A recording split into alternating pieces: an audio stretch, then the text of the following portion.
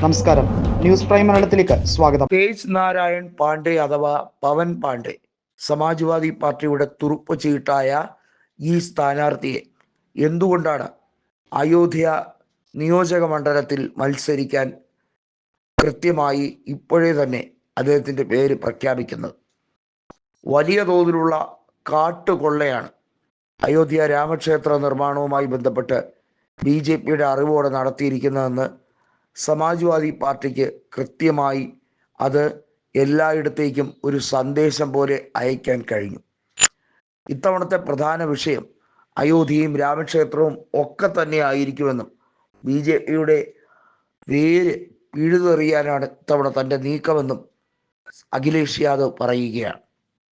അതായത് മത്സരം അതിൻ്റെ മൂർധന്യ അവസ്ഥയിലേക്ക് എത്തുമ്പോൾ BJP ഇത്തവണ പത്മവ്യൂഹത്തിലാകും എന്ന് വളരെ വ്യക്തമായി അഖിലേഷ് യാദവ് പറയുകയാണ്. നമുക്കറിയാം, ഏറ്റവും ഹൈ പ്രൊഫൈൽ മത്സരം നടക്കാൻ പോകുന്നത് അയോധ്യയിൽ തന്നെയായിരിക്കും.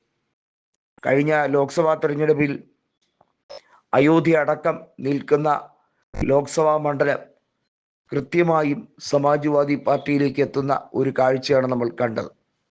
ഇത്തവണ അയോധ്യ മണ്ഡലം ഉൾപ്പെടെ 200ഓളം മണ്ഡലങ്ങളിൽ സമാജ്വാദി പാർട്ടി വിജയിക്കുമെന്ന പ്രസ്താവനയുമായി അഖിലേഷ് വളരെ നേരത്തെ തന്നെ വന്നിരിക്കുകയാണ്. തെരഞ്ഞെടുപ്പിന് ഇനി കഷ്ടിച്ച് 5 മാസം മാത്രമാണ് ബാക്കിയുള്ളത്. 2027 തുടക്കത്തിൽ എപ്പോൾ വേണമെങ്കിലും നിയമസഭ പിരിച്ചുവിട്ട് തെരഞ്ഞെടുപ്പിലേക്ക് കാര്യങ്ങൾ പോകാനുള്ള സാധ്യതയുണ്ട്.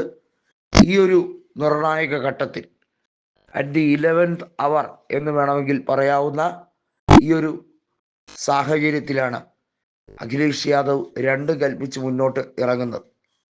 അഖിലേഷിൻ്റെ മുമ്പിൽ 2 ഓപ്ഷനുകളാണുള്ളത്. മുഖ്യമന്ത്രി സ്ഥാനത്തേക്ക് തിരിച്ചു വരാൻ സമാജ്വാദി പാർട്ടിക്ക് വിജയമൊരുക്കേണ്ട ചുമതല.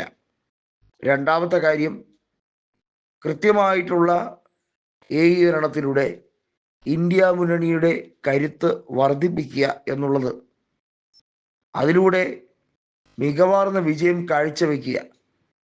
ഇന്ത്യ മുന്നണി എന്ന സംവിധാനം അധികാരത്തിലേക്ക് എത്തിച്ചാൽ പോലും മുഖ്യമന്ത്രി സ്ഥാനം ഉറപ്പിക്കാനോ അല്ലെങ്കിൽ മുഖ്യമന്ത്രി സ്ഥാനത്തിന് വേണ്ടിയോ അല്ല താൻ ആഗ്രഹിക്കുന്ന, മറിച്ച് ഒരു മികവാർന്ന ഭരണം, യോഗിയെ തള്ളി നീക്കിക്കൊണ്ട് ഒരു മുന്നണി സഖ്യത്തിലൂടെ ഭരണം പിടിക്കുക എന്നതും ഒരു ഓപ്ഷനാണ്. അഖിലേഷിന് മുഖ്യമന്ത്രി സ്ഥാനം ഉറപ്പിക്കും എന്ന രീതിയിലേക്കൊന്നുമല്ല പ്രചരണം മുന്നോട്ട് കൊണ്ടുപോകുന്നു. അഖിലേഷ് 38ാമത്തെ വയസ്സിൽ UPയുടെ യങ്ങസ്റ്റ് ചീഫ് മിനിസ്റ്റർ എന്ന സ്ഥാനം, അതൊരു റെക്കോർഡാണ്. അത് നേടിയെടുത്ത വ്യക്തിയാണ്.